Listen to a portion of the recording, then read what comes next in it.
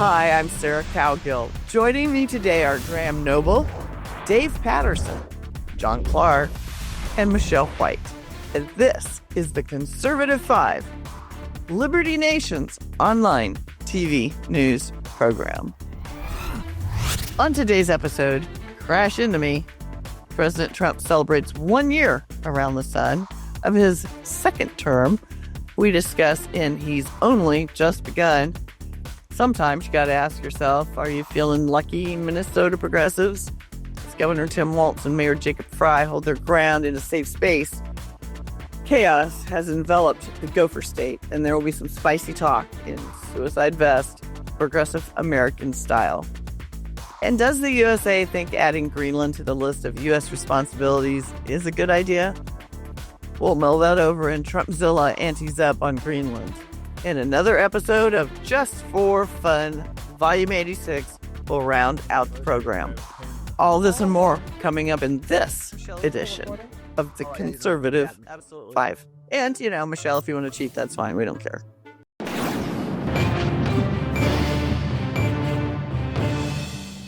Well, Trump has been in office for his historic second term for a skosh over a year. And the same people who elected the man are still celebrating that Kamala Harris is not president. The other folks, who call themselves the resistance, are trying to whiplash strategize in between nervous breakdowns. I could give you a list, a long one, a good one, a short one, an ugly one, a pretty one, but I'm going to have my funny, fearless, and analytically brilliant panelists hit the high points of this first year. Okay. Let's start with you, John Clark. Well, the high points are, I think, a longer list than the low points. And actually asking me what the high points are is kind of like you cooked me a big tray of fresh, homemade, organic chocolate chip cookies, and you asked me to pick which one is the best one. Now, having said that, this is really a bipartisan perspective. A lot of what we've seen are positive things: exposing monetary fraud and graft, voting fraud, cutting peace deals, improving the food supply. I mean, there are a lot of things there. But so I'm gonna pivot, because whatever good thing somebody says about Donald Trump, that so-called resistance, as you call them, are going to say that it's just terrible. And so I will say I don't necessarily agree with everything this president has done. I'm not a big fan of tariffs, and I think the jury may still be out on that. But one for me was the gutting of the organic programs at USDA, particularly farm to school. And that's been resurrected with the recent announcement by USDA of $700 million for small farms. So I think that one, is rectified. And I think I want to indicate, not everything has been wonderful, but as we see the Maduro and Venezuelans are cheering, while Americans left is booing. I think overall it's a pretty good batch of cookies. All right. Michelle, what do you see with new Trump versus old Trump? I mean, is he any different than he was? Is he smarter? Is he dumber? Well, what's he doing? Well, he's definitely smarter, and I think he's had a lot of time to prepare for Trump 2.0. I was happy with Trump 1.0, but I think Fox early on called him the don't blink presidency, and that's really what it's been, the don't blink presidency, with everything that has come out of the White House in rapid fire succession. I just wrote an article that will be on the site today or tomorrow, but comparing him to what the founding fathers said, and Alexander Hamilton wrote in the Federalist Papers about the president or the executive needing to have energy, that was a leading characteristic of the definition of good government. And certainly President Trump fits that description, but also in the rest of the description that he outlined in, I think it was Federalist Paper 70, President Trump hits all of those. And my bigger issue was closing the border, and he did that within an hour of taking office. He had 23 presidential actions over the last year that dealt with immigration, and much to the chagrin of the left, he's fulfilled all those promises. So for me, that was the number one issue. And I think for a lot of Americans, it was in the top 5. He's definitely not slowing down. He's not as controlled by his people in the first term. He seemed to have to really defer to a lot of the people that he had around him. And some of those turned into mistakes. So I think this time around he knows what he wants to do. He has a short time to do it, and he's moving full steam ahead. And he has, for the most part, a pretty good A team set up around him. There's some debate on the Justice Department moving a little slowly for the rest of us who are looking for perp walks, but for the most part, his administration is doing a good job. Good. I think he could have done a lot different, or done a lot better, or done a lot worse. I would like to hear Dave's point of view on that, because Dave's worked in more administrations than the rest of us combined. So let's hear you, Dave. Well, I think that one of the things that you have to say about Trump 47 versus Trump 45 is that most often he has kept his own counsel in terms of policy, and particularly with regard to personnel, to Michelle's point. He's done this much more than he did in the first. He took a lot of advice in his first term that proved not helpful. And I believe he was ill-served in that term, because he didn't choose people that he knew and who were not fiercely loyal to him as president. John Bolton, as the first national security advisor, comes to mind. You simply can't have competing egos when one is in complete charge and still get things done. And I think that was an area where the first term failed. The president has attended much more, to fulfilling his campaign promises, with hard to reverse executive orders. To this point, throughout his 1 year, he's issued 225 such orders. He has a much more disciplined and structured foreign policy that flows throughout the national security strategy and throughout the things that he does. He has a much more cohesive and integrated worldview, I think. He melds economic tools such as tariffs with the use of U.S. military might. And, it's really, if you stop to think about it and take a really good look at what's going on, it is, in fact, an all-of-government approach that was not fully developed in his first term. Well, I'm not sure about the executive orders. I'm a little bit out on that. I don't like governing by executive order. But that's me, and I'm not president. I'm barely host. Anyway, so let's talk to our friend Graham, who I know would have done something different, but I'm just not sure what. So, Graham, give me your high and low points, bud. Well, I have a major bone to pick with Trump now. I think he's done some great things this time around, and I certainly agree with Dave about this time he has been careful about not being guided by other people's advice and end up being surrounded by people who are practically working against his agenda. So that's all great. I think he's done some fantastic things this time around. Occasionally he says or does things that make the hairs on the back of my neck stand up. But all in all, I'm going to say I give him an F. And the reason why is because we were told by reliable sources that he was worse than Hitler. And since he's been in office this time, he's had a year. The gays, the Jews, the gypsies, they're still alive. Labeled. None of them are in camps. There hasn't been a whiff of Teutonic mythology woven into the laws of this country. He has not invaded Poland. He's not even invaded Greenland, and now he says he's not going to. So, all in all, I don't know, and every day he's getting all this abuse on social media, and none of those people who are giving him that abuse are being dragged out of their beds in the middle of the night by the secret police and shuffled off to labor camps. So all in all, I'm going to have to say F, not as advertised. Not as advertised.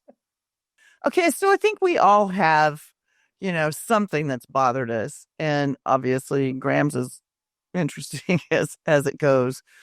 So is there anything that just really doesn't sit well? Any of you? Come on, jump in there. Well, really, it's the Justice I Department. think his tendency to want to interfere sometimes in the private sector is a little it's a little Democrat for my likings. When he talks about, well, maybe we'll pour a bunch of money into this in terms to politicians on both sides of the aisle. Politicians so often think that by the government injecting large amounts of money into a certain part of the private sector is going to somehow stimulate things and make everything better. And it rarely does, because usually that money just disappears into a black hole and has very little effect or a very short-term effect. And then often the pendulum swings the other way, and we're worse off than we were before. So I personally don't like it when he sometimes flirts with the idea of, we're going to, even the price controls of drugs. We all know that the pharmaceutical companies and the health insurance companies are ripping everybody off just for pure profit. They're absolute sharks. But at the same time, I don't know if I want the government to be doing kind of price controls on anything. I think there's got to be other ways. And so I just wish he would not flirt with these ideas of well, let's give this section of private industry a bunch of money because it's going to help them do this or that or the next thing. I'd rather nobody did that. Okay, the rest of you, you've got 20 seconds. Hit it. Go, Michelle. Well, as I was saying earlier, I'm not happy with the Justice Department, especially what's going on in Minnesota right now. 2 days after January 6th, the FBI was all over thousands of people that were innocent that were there, and they put grandmothers in jail who were protesting, who were praying, and called them protesters. But what happened on Sunday in Minnesota was awful and unconstitutional and wrong in every way, and nobody's been arrested yet. Clar, what you got?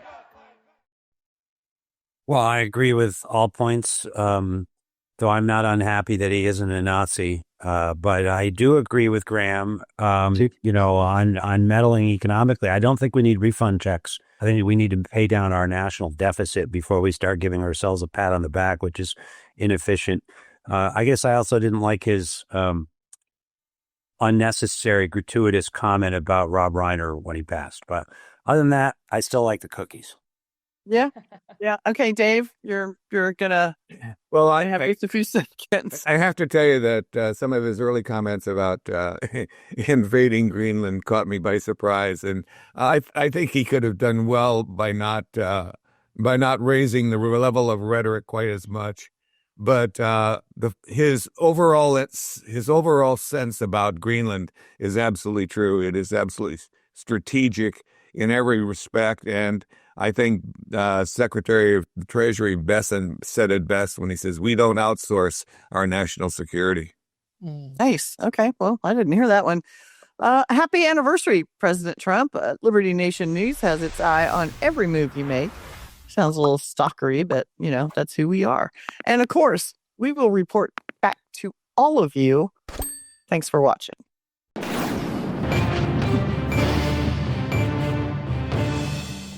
Another week of now nothing's going to come of it, but hey, watch this, is underway as the Trump Department of Justice has launched an investigation into the very manly Minnesota Governor Tim Walz and his sidekick, Minneapolis Mayor Jacob Frey, for a variety of legal issues. Although Trump has backpedaled on invoking the Insurrection Act, plenty of crazy ICE and illegal alien action in Minnesota to discuss. Let's get to it, my fine feathered friends. All right, Michelle, the optics, and I don't even know how else to state this, but the optics on the ICE raids, can the Democratic Party keep whining about it until the next midterms without any kind of success or with any kind of success? I don't think so, but I think that's their goal. Is they're pushing for an all-out, defund the ICE movement, and I don't think I know Americans are not behind them because they've been successful, and so they're just upping the ante. I think what happened on Sunday, though, may have crossed the line for a lot of people, because whether they are religious or have a faith or not, they do view a church service as a sacred space. So when they're taking their protests into a private church service and children are crying and people are fearful, I think they lost their message. I hope they lost their message anyway, and I hope that people remember that.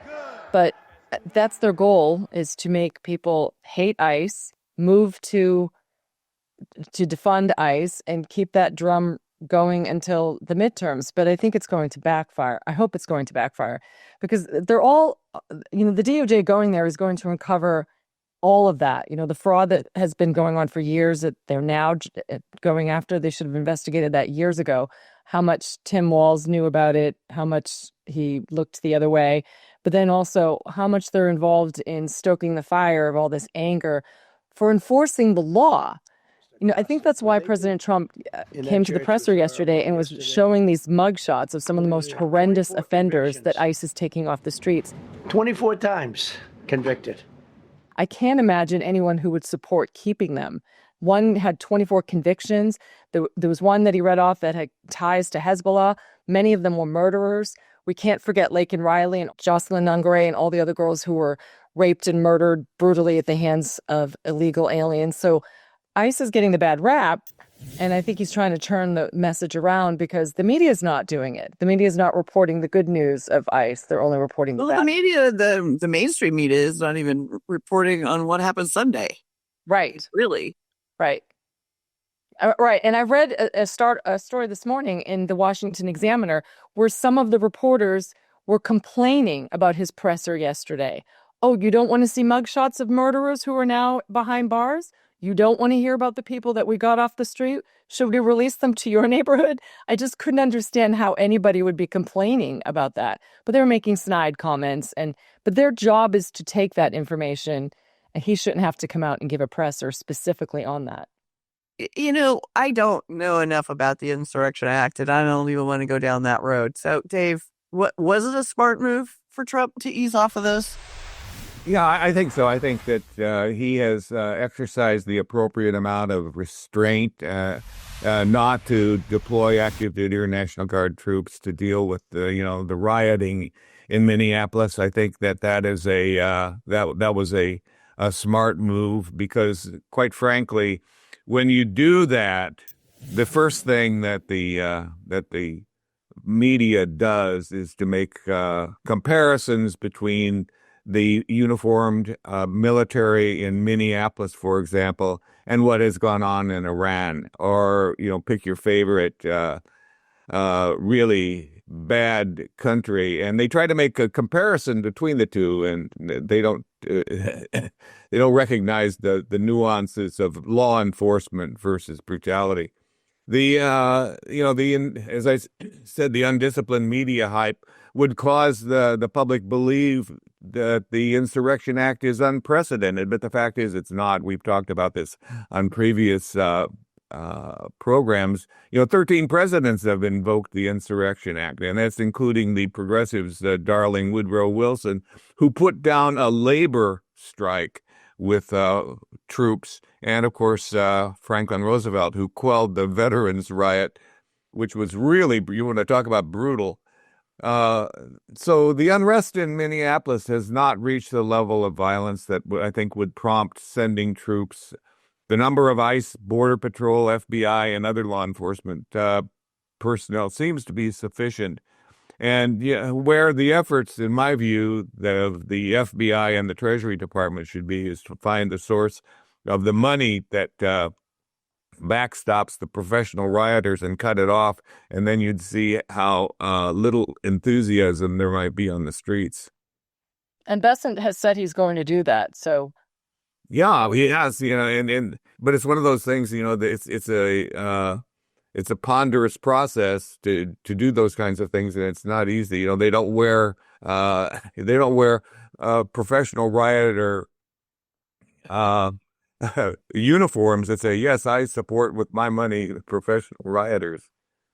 Well, there's that. But, I'm gonna pivot here over to Graham, because I want to know if somebody else sees what I see, and that is the absurdity of the white liberal willing to strap on almost an American-style suicide vest for an illegal alien that have committed crimes in our country, heinous or otherwise. They're willing to die for this. I don't get it. Does anybody get it? Well, I would say, well, for a start, I don't believe that any of them are actually willing to die for it. But I think they've just they've so lost their minds, and they are so deep now within their own echo chambers, and they're suffering so horrendously from Trump derangement syndrome that they've just lost all touch with reality. And one thing I'll throw in here is that and if Malcolm X was alive today, I know that he would very much agree with me, is that the white, he would have said liberal, but these people aren't really liberals at all. I even hate that using that words, but for argument's sake right now, I'll use it. The white liberal is the worst. He said basically the white liberal was the worst enemy of the black man, and he was correct, and that is true today. And it's because they have such a God complex. They really do, these people. That's, I don't know how else to describe it. They believe that they have the right to speak for every ethnic minority. And of course, they don't have any respect for those people. And that's the reason why they think they can speak for them, because they believe that these people, they are all too stupid and ignorant to ever stand up for themselves. So they need their white liberal saviors to stand up for them. And I think this God complex is like overtaken these people to the point that now that they've created their own moral standard, and they are at the very top of that moral standard. They're right up there at the very top. Everyone else is well, everyone else on the other side of the political spectrum is at the very bottom of it. They've so managed to dehumanize the people who don't agree with them that they actually believe that anything now is acceptable. And that's why, storming a church. Look, I don't have a religious bone in my body. I'm not saying I'm not saying I'm an atheist, but I'm just saying I'm not religious, never have been. But nevertheless, I was horrified by these people storming into a church of all places. To me, like kind of Dave has suggested that, we should be prudent in our approach to this. I can't help thinking of the 2,000 odd Americans who were hunted down by the FBI after January 6th and arrested and kept in appalling conditions and denied certain constitutional rights. And so for that reason, I say whatever the left is going to accuse us of, or accuse Trump of, or accuse the Republicans or whatever, or ICE, bring it on. I don't care. I say that, and I certainly hope this never happens, but I say that the first time, whether it's Minnesota or anyone else, the first time an ICE agent is killed by one of these protesters, I say send in everybody and start knocking heads and start rounding people up and throwing them in prison. I agree. Totally agree. And I think you should do it now. I wouldn't wait for an ICE agent to get hurt or killed. I totally agree with the insurrection. Well, that's actually a good point.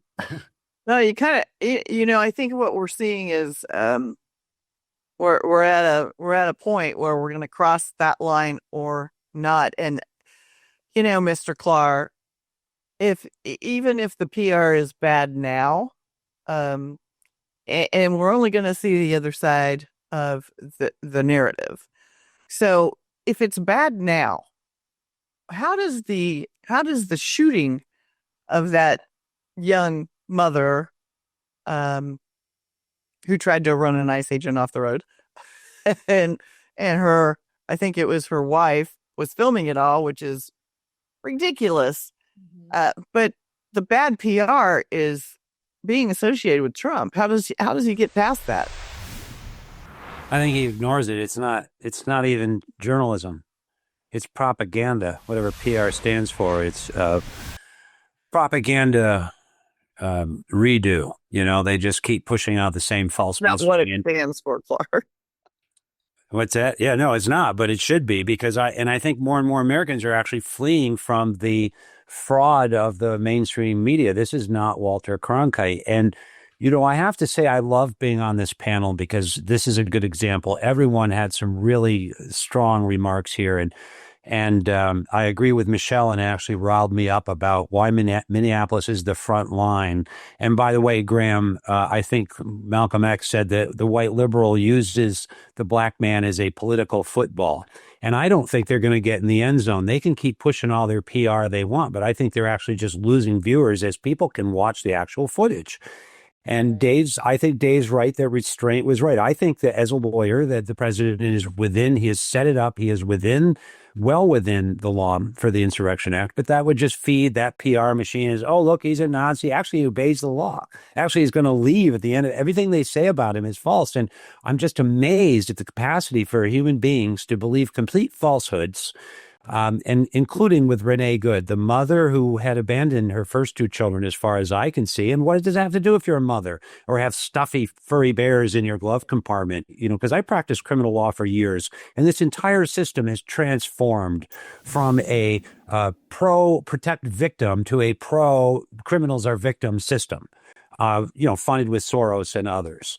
So I agree at some point, you can't allow this to go forward. Don Lemon, if he is not incarcerated, should at least be on probation, because when he sits there and says he has the right to peacefully protest in a church during a service, try doing it in a mosque. Right. And then maybe the liberals would find a way to spin that. This is, if you do not have the rule of law, you have anarchy. And Minneapolis, in the address of his nearest mosque and see if he does something stupid. I say, let's 1,000 of us, let's get the January 6th people and let's go to his house and explain to him that we have a right to peacefully protest and make him feel uncomfortable. And I think he would feel uncomfortable. And nobody has that right. And that's not government action. So, right. It's not protected by the First Amendment. Everything that's going on is a refutation of reality, truth, justice, and common sense. And I'm thinking that it's good PR, because the more they show their extremism, there's a new acronym, AWFUL. I think it's affluent, white, female, urban liberals. Yes. They're kind of like Malcolm X on steroids. And then they're mad that you call them awful while they call you a Nazi and a racist and a misogynist all day long. The hypocrisy has got to be moving people towards reality again, and economic growth and reversal of fentanyl deaths and border crossings. These are good things, and they will start having good effects. It's a saving of our country. And so Minneapolis is the front line, because ICE doesn't just represent rounding up illegal predators who have victims, by the way. As a criminal lawyer, I defended criminals that did horrible things. And you know what? I was aware of their victims. I met their victims. I read their statements. I watched them in court. And we are paying more attention to victimizing criminals than understanding that they are having victims. We hear about Renee Good, but what about that Ukrainian girl killed on a train? Where was the outrage? And I think most Americans get this, and they've lost family to fentanyl, and they're being spared more deaths now. So. But ICE is also the front line for rounding up fraud, the theft of money, and it looks like more and more evidence suggests that the Somali community has been involved in illegal voting fraud. I know we're not supposed to talk about that, but it's a reality. And yet you just did. Bring in the evidence. I did, but bring in the evidence, bring in the jury, bring back the rule of law, and let's have some accountability and not try to put the president in jail for 17 counts of fraud that would never charge against anybody because he misstated his assets on a bank application. I mean, the contrast is becoming more and more difficult to evade. Well, I think the single focal point, which is, of course, Donald Trump. And all of this can be laid at the feet of the symptoms of Trump derangement syndrome. There is virtually nothing that he could do. There is nothing that he is for that would basically appease any of these people. I mean, if he cured cancer and if he, cured world hunger, they'd say cancer is good for you and the world hunger is not so bad because people are too fat. So there is virtually nothing that he can do and sending in the law enforcement to deal with illegal aliens is another example. Obama basically deported 6,000 illegal aliens and nobody said a thing. And so you have to take into consideration what really motivates and prompts all of this anarchy. And it's not based on the merits of what's going on. It's purely we hate Trump. Are they trying to go back to the 60s and be badass? Because they're really not. They're just a bunch of whiners. Anyway, we watch with wonder the antics, and yet we still don't act, and that worries me. And it's resulted in deadly consequences. And no, it all could have been avoided by Governor Walz and Mayor Fry just doing their jobs. I mean, I guess they didn't think the fiddle would ever stop playing. But I think maybe it's running out of speed.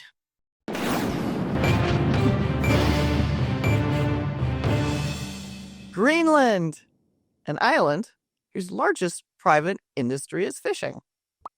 But Greenland is endowed with both fossil fuels and critical raw materials. It possesses at least 25 of the 34 raw minerals considered critical by the European Union. But is that why Trump keeps talking about the icy nation? It might be why the EU seems to be flexing their combined muscle. Or not. I mean, let's talk to the knowers of all things. I'm going to start with Michelle. Yeah, you're a knower of all things, Michelle. Mining and true. Mining and minerals. What is the export status on such precious commodities? Well, they're not sending any rare earth minerals out because they're not pulling them out of the ground, but the minerals that they are pulling up mining are going to mainly Denmark. We get some Canada, Iceland, the Netherlands, but mainly Denmark. And of course, Alaska has the same rare earth elements, and Trump has talked about getting them from there. But they're number 8 in the world. We're number 7 in rare earth elements, but there's a lot of obstacles to anyone getting them. First of all, it's their climate, the harsh Arctic environment. They don't have infrastructure. It's incredibly expensive to pull that out of the ground. They have a complex geology. They have environmental concerns because there are other chemicals and uranium that coexist that open a whole world. It's not my forte, but a whole world of problems there. And they have the limited workforce on it. They only have 57,000 people on that big island, and how many of them would be trained in that kind of work? But there's also some opposition. So would pick any one of those, and it's going to cause a lot of headache in trying to negotiate with Greenland over rare earths. But Europe is having a fit over it, of course. But I think privately, they're probably breathing a sigh of relief because they're sending their own soldiers over there for recon to make sure that China and Russia don't take it over. So I don't think the conversations are the same in private as they are publicly. We'll just have to wait and see. Michelle kind of touched on this, David, but is Trump playing with fire? I mean, but, on the other hand, who the heck is going to tell the guy he can't? Or even try to stop him if he pursues Greenland? Well, I think the short answer is no one. He's going to, seek his own counsel on these things. And as Michelle mentioned, he has backed off on taking Greenland by force. But President Trump sees a day when Greenland will be a prize that Russia and China want in their orbit. And he's thinking ahead. He sees taking control of Greenland as, and it is a strategic preemption of a bigger and future problem. And he's thinking ahead. I mean, he makes the point, that had Obama, had a mind about him, he would have put troops in Crimea, and that would have probably stopped Russia from coming over when everybody knew this was going to happen. And so I think that Trump believes this very same thing about Greenland. And he believes also in the event of an attempt by Russia and China to establish a presence in Greenland, neither NATO or the rest of Europe would have the will or military might to do anything about it. And that's the problem for him. And as I've mentioned, Secretary Bessent made the point that the United States does not outsource its national security. Greenland is a bulwark for the U.S. against Russia and Chinese aggression, and particularly in the Arctic. And so let's face it, there may not be warships, but China believes that every ship it has is a warship, and there have been numerous research vessels in and around Greenland. So I think that President Trump has the straight of it here, and however we can use Greenland to our advantage to thwart Russia and China is a good thing. You know, I was watching, I don't even know what I was watching, but it was, popped up on my news feed, and it's all of these Greenlanders freezing their nubs off, protesting in the streets. But I'm trying to figure out what the heck are they protesting? John Clark, do you know? I don't know. I think they've been paid by Soros in blubber.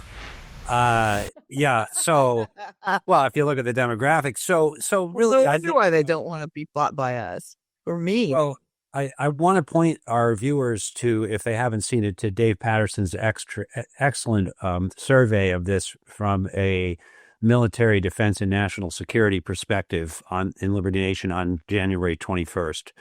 And the precious metals, the rare earth metals, the two have an interface in geopolitics. But this really, I don't think, is about seizing treasure. That's the narrative of the socialists. And they're also naive if they don't understand that China has been, through its Belt and Road initiatives, buying up the world's natural resources.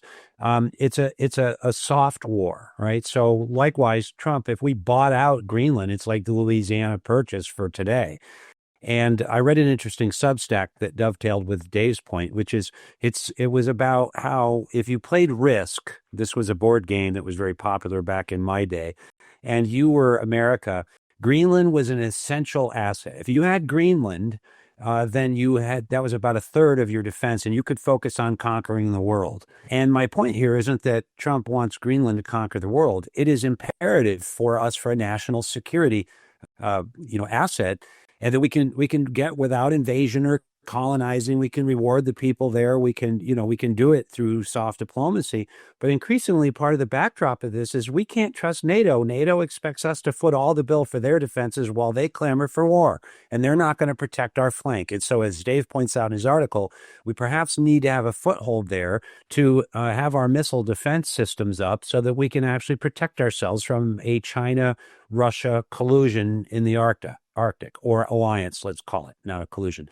And so I think that's where the real geopolitical action is, and notwithstanding media efforts to make it about, rare earth metals. But those were naive as to history and as to the present state of the world if we don't look at the fact that raw materials and assets are important for an economy and to prevent war in the end as well, because stability is essential for world peace. All right, Graham, you want to weigh in on this, because I don't even know which way you want to go. I'm completely, I'm not that great at geography, obviously, but we're looking at a massive ice sheet. 80% of that country is ice. So, I mean, is it just good for ban ice? Ban ice. Oh my gosh. Sorry. Is it just good for taking over and using it against us militarily? Well, I think, for a start, there is absolutely no downside to the United States gaining control of Greenland, whether it's as a kind of a protectorate or a territory, or I'm not so keen on the idea of it becoming a state. But I also agree with what Trump said. Michelle mentioned Davos, and for our viewers, we are actually recording on the day that Trump spoke to the World Economic Forum at Davos in Switzerland. And he actually said that it is important that the United States actually owns Greenland, owns it. And that's the reason I'm seeking immediate negotiations to once again discuss the acquisition of Greenland by the United States. And I think that is kind of important. I think, Greenland, look at where it's placed geographically. It's a great jumping off point for operations in the Arctic, and also therefore for thwarting Chinese and Russian interests in the Arctic Circle in general. Just about all of Greenland most of it is within the Arctic Circle. it's also really kind of, in the grand scheme of things, it's like a stone's throw from Northern Europe and from Northern Russia. And more importantly as well, if we have Greenland, then we have completely outflanked our most dangerous enemy, Canada. So I think it's good for that as well. We could go in there and seize the maple syrup anytime we want if we've got Greenland. Don't we have Vermont for that? Why do we even? We do have Vermont. Vermont syrup is way better. But, Vermont is already communist, so we lost. And Canada, but no, it's great, and it's fun. There's nothing. I mean, the rare earth mineral thing, as Trump himself said actually at Davos, is that's not the rare earth minerals is not his number one reason for getting Greenland, and extracting rare earth minerals, as Michelle touched on. That is because, of course, Greenland isn't just a big chunk of ice; it's actually a big chunk of rock covered in ice. And there's lots of rare earth minerals there, but it's probably going to be, well, who knows, 30, 40 years probably before anybody is extracting rare earth minerals from Greenland. But purely from a military kind of strategic point of view, national security point of view, it's absolutely imperative. And I think Trump at Davos today made it very clear that essentially, come hell or high water, the US is going to get control of Greenland. Now, he kind of unequivocally ruled out military action, and I was very glad about that, because the moment anyone even brought up the suggestion of the US military like taking Greenland by force, I was horrified with that idea. So I'm glad that he basically like totally ruled that out today. But nevertheless, he still told those people over at the World Economic Forum that we are taking Greenland one way or the other, without invasion, but in any other way he's going to do it. And I'll just throw in one very quick point, is that our Liberty Nation's editor-in-chief, Mark Angelides, wrote an article about the whole Greenland situation. I think it was maybe several weeks ago now. I can't remember the date of publishing, but it was a while ago now. And he, in that article, cited a poll. And okay, this poll was from a few years ago, granted, quite a while ago, actually. But they did a poll among Greenlanders, and the majority of them, and it was kind of a significant majority of Greenlanders, said that they would like independence from Denmark, just on the condition that it did not negatively affect that no longer being a part of Denmark would negatively affect their standard of living. And standard of living in Greenland is not exactly luxurious anyway. So the idea that Greenlanders are like, kind of somehow like zealously faithful to the Kingdom of Denmark is nonsense. They were protesting, Graham. I saw it. Greenland doesn't. The Greenlanders have no. I know, kind of in terms of their origin, Greenlanders are mostly indigenous, descendants. Well, they're indigenous, but those that descended from Europe came from mostly Denmark and I believe Norway. But they have no great loyalty to Denmark when it really comes down to it. And if they thought they could have just as good or better standard of living by being perhaps an independent nation, but a U.S. territory or a U.S. protectorate, then I think they'd be perfectly happy with that. There are a lot of reasons why Trump might want to dominate the Arctic, mostly to gain relative power over Russia and China, as our panel of brilliancy has discussed today. Is it a real chance or posturing? The only real secret Trump has kept is the relocation in handcuffs of the former Venezuelan boogeyman, Nicolas Maduro. So stay tuned. We'll let you know when we know.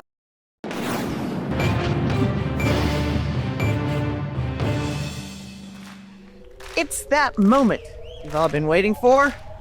C5 presents a segment we call Just for Fun.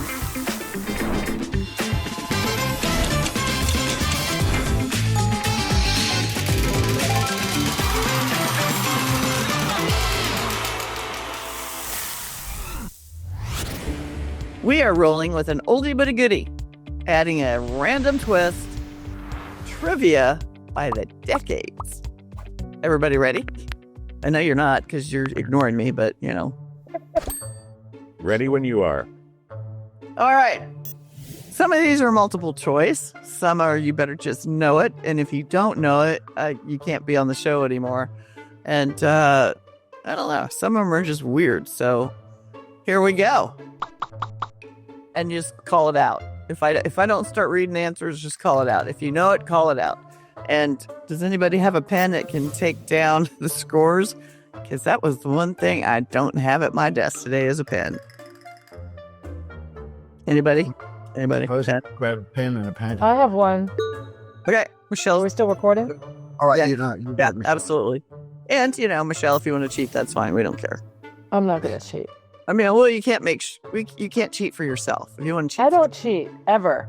For the record. Oh. Well, then you're not Andrew, so that's just I hate cheating. that's why we don't know what to do without Andrew on panel. All right, 1940s. What event marked the beginning of the Cold War in the late 1940s?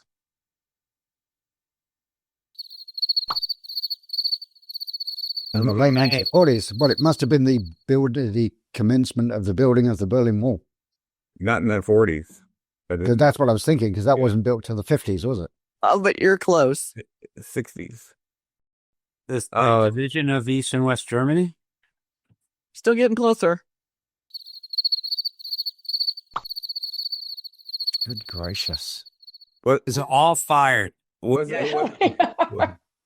Okay. Other things that happened. There was I mean, you Something talk about about- a single event here, one single event that is supposedly started the whole Cold War. It's, It was the beginning. The beginning. Well, the partitioning of Berlin and East and West Germany. Okay.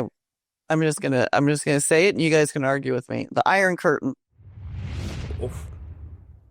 well, That was Churchill who said that in Missouri. No, it wasn't Churchill. Oh, He yeah. popularized the phrase the Iron Curtain. He still didn't say it. Somebody else. He said it in his speech. He said He it did in say the it in his speech. speech. Somebody else came. Okay. We're going on to Was that Blumenthal? no. Okay. Never mind. Never Yeah. mind. Okay. Now I'm moving on to the 50s because you're never gonna get the rest of them. Okay. So 1950s. What landmark Supreme Court case in 1954 declared racial segregation in public schools? Brown versus Board of Education. education. Oh my gosh, you guys got it. Yay. Everybody got that one. What war began in 1955? Korea. Korean War. No. Was it Korea? Not 1951. In 1955, what war? Mm-hmm. Vietnam War. Yeah. Yes, ma'am. War. That was my next guess, but I didn't realize it was that far back. Yeah. That was the first time we sent advisors to. That was when the French. That was when the French were still trying to extricate. Trying to deal with it. Yeah, get out of Dien Bien French can't do anything right. I went to the I love the French. I went to I the don't like museum it in right now. Hanoi. I went to the museum in Hanoi where they have the whole, the Dien Bien Phu. They have this big, like a huge room, and they've got the whole battlefield of Dien Bien Phu is like been constructed as a little kind of model, or rather a big model, and it's and they've got all these lights flashing at where the attacks were happening, and really kind of high tech for the Vietnamese, but it was actually fascinating. Cool. We ready for the next one? Yes. Okay. Now, obviously, this may or may not have the record may or may not have been broken, but you guys will know basically what I'm talking about here. The longest filibuster in U.S. Senate history, over 24 hours long, was undertaken by Southern Democratic senators protesting the first of three civil rights acts of the 1960s. Who was the president who signed the first act into law? Johnson. Nope. Johnson was my guess, so I'm out. Here's your four: Eisenhower, Johnson, Kennedy, or Nixon. Nixon. Nixon signed one of them. Still not in the 60s. Excuse me. What are you talking about? Kennedy. Say, was it Kennedy then? No. Was it Eisenhower? Eisenhower. Run out of options. Yes. President Eisenhower signed the Civil Rights Act of 1960 on May 6, 1960. You learn something new every C5. Yeah, it was a squeaker. It just squeaked into the 1960s. Yeah, well, it's still secret. Okay. Who is the newly elected governor of Alabama? Bama, who proclaimed at his 1963 inauguration, segregation now, segregation tomorrow, segregation forever. A is No, there is no, you got to get this one. Wallace. Oh, God. George Yes. Wallace? I was going to say, yeah. I thought Dave would have that one. I was letting you have that one, Dave. Michelle, thank you for Dave. We're all fired. You just said that. Hey, I'm gonna have to maybe readjust how we do trivia next week. I'm gonna have Dave do it next week. All right. In the 70s, we have moved along. On November 27th, 1978, San Francisco Board of Supervisors member Dan White shot Mayor George Moscone and his fellow supervisor, the openly gay Harvey Milk. At his trial, White's lawyer argued that White's... The Twinkie defense. Yes. That was the Twinkie defense? Yeah, well, White's mental state at the time of the killings was diminished due to depression as reflected in his excessive eating of junk food.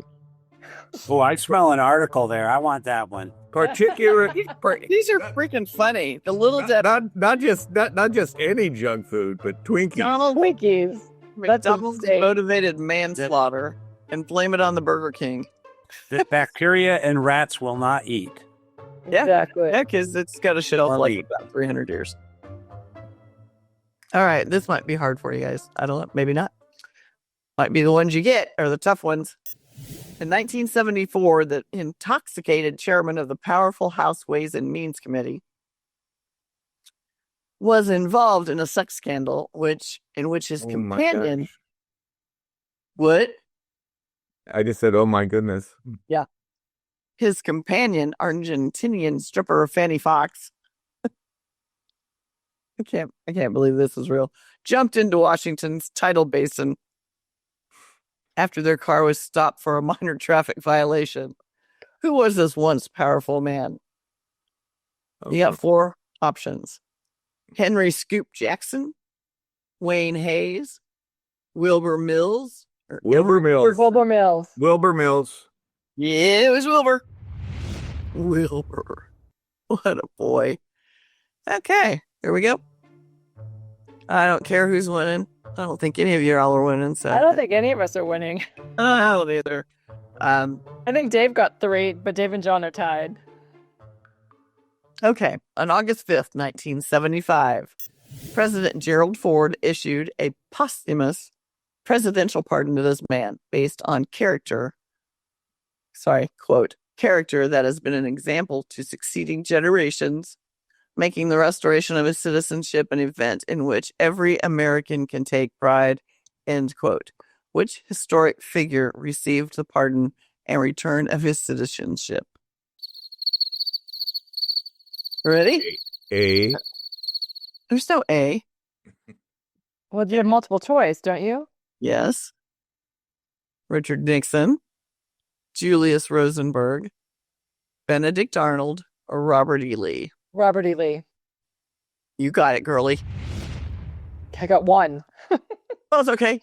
It's an important one. It's Robert E. Lee. Time to cheat. Yep. That's it. Anybody want to discuss what we have just been through today on this show? Or shall we just hang it up and we'll come up with a better one next time? No, I think these are good. These are, Yeah. So what were the other 1940s questions that we missed? No, I'm not going to go back. It's the 80s. I thought there'd be some 80s and 90s in there because some of these I had to Not my brain. I'll expand. We'll expand the next time. I didn't know if we could get through these, so. But anyway, We didn't. Yeah. yeah. appreciate you guys giving it a shot. And You really want to embarrass us like that and keep that one on? Humility's good. That'll take us down. audience out there. Thanks for tuning. I'm just going to remind everybody that I'm not from here. Okay, that's not the history of my country. When it serves you. Next time it'll be Scottish history, the decades. All right. The Guilford Four. Let's talk about the Guilford Four the next time. No, there you go. There we go. We've got options. So thanks for tuning in, audience. And we'll see you next time in the Funny Bone Zone. Thanks, panel.